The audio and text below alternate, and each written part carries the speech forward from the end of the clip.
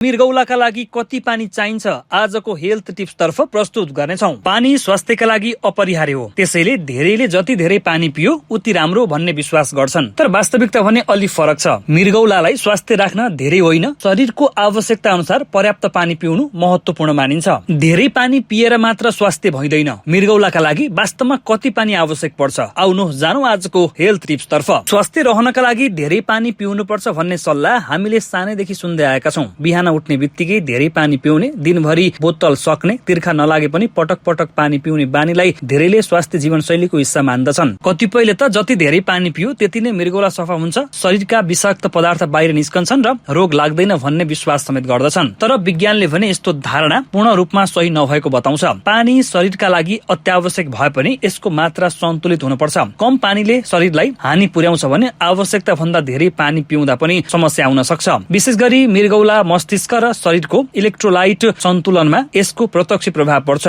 त्यसैले स्वास्थ्य रहनका लागि धेरै होइन, शरीरलाई आवश्यक पर्ने मात्रामा पानी पिउनु नै सबैभन्दा उपयुक्त मानिन्छ। मृगौलाको काममा पानीको भूमिका किन यति महत्वपूर्ण हुन्छ त? मृगौला शरीरको प्राकृतिक फिल्टर हो। यसले दिनरात रगतलाई छानेर त्यसमा रहेका फोहोर पदार्थ, अतिरिक्त नुन र अनावश्यक तरल पदार्थलाई पिसाब मार्फत बाहिर निकाल्ने काम गर्दछ। यो प्रक्रिया सहज रूपमा सञ्चालन हुन शरीरमा पर्याप्त पानी हुन आवश्यक पर्दछ। पानीको मात्रा कम हुँदा पिसाब गाडा बन्छ र मृगौलाले फोहोर पदार्थ बाहिर निकाल्न बढी मेहनत गर्नुपर्छ। यस्तो अवस्थामा लामो समयसम्म दोहोरिँदा मृगौलामा पत्थरी बन्ने, पिसाब संक्रमण दोहोरिने वा मृगौलाको कार्यक्षमतामा असर पर्न सक्ने जोखिम बढ्न सक्छ। पर्याप्त पानीले पिसाबलाई पातलो बनाइराख्छ, जसले क्याल्सियम, युरिक एसिड र अन्य खनिजहरू जमेर ढुङ्गा बन्ने सम्भावना कम हुन्छ। त्यसैले पानी मृगौलाका लागि औषधि होइन, तर यसको सामान्य कार्यलाई सहज बनाइराख्ने सबैभन्दा महत्वपूर्ण माध्यम हो। सबै मानिसलाई एउटै मात्रामा पानी आवश्यक पर्दैन। धेरैले दिनमा 2-3 वा 4 लिटर पानी सबैले अनिवार्य पिउनुपर्छ भन्ने सोच राख्छन्। तर वास्तवमा पानीको आवश्यकता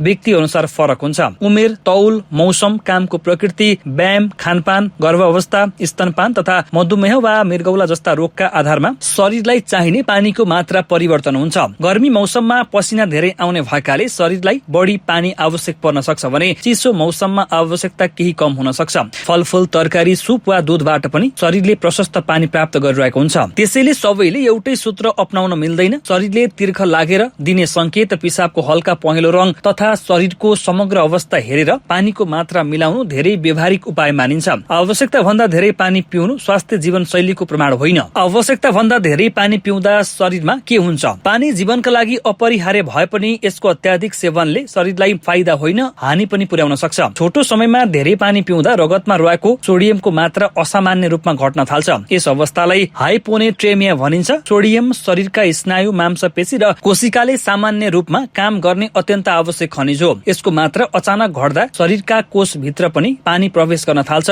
जसले विशेष गरी मस्तिष्क सुन्निने जोखिम बढाउँछ। सुरुमा टाउको दुख्ने, वाकवाकी लाग्ने, कमजोरी वा अत्याधिक थकान महसुस हुन सक्छ। अवस्था गम्भीर बन्दै जाँदा अन्यल हुने, शरीरमा झड्का लाग्ने, बेहोस हुने र दुर्लभ अवस्थामा ज्यान समेत जोखिममा पर्न सक्छ। यद्यपि स्वास्थ्य व्यक्तिमा यस्तो समस्या कम देखिए पनि छोटो समयसम्म धेरै लिटर पानी पिउने बानी सुरक्षित मानिँदैन। पानी पिउने सही तरिका के हो त? स्वस्थ रहन दिनभरि एकैपटक धेरै पानी पिउनु भन्दा आवश्यकता अनुसार थोरै थोरै गरेर पानी पिउनु राम्रो मानिन्छ। तिर्खा लाग्नु शरीरलाई पानी चाहिएको प्राकृतिक संकेत हो, त्यसलाई व्यवस्था गर्नु हुँदैन। व्यायाम गरेपछि, धेरै पसिना आएपछि, ज्वरो, पखाला वा बान्ता भएको अवस्थामा भने सामान्य भन्दा बढी पानी आवश्यक पर्न सक्छ। साथै पिसाबको रङ धेरै गाढा देखिन थालेमा शरीरमा पानी कम भएको संकेत हुन सक्छ। अर्कोतर्फ कुनै विशेष कारण बिना जबरजस्ती धेरै लिटर पानी पिउनु पनि आवश्यक छैन। शरीरलाई स्वास्थ्य राख्ने आधार धेरै पानी होइन, सही मात्रामा पानी हो। पर्याप्त पानी, सन्तुलित आहार, नियमित व्यायाम र स्वस्थ जीवन शैलीको संयोजनले मात्रै मृगौला तथा सम्पूर्ण शरीरलाई दीर्घकालसम्म स्वास्थ्य राख्न मद्दत गर्छ।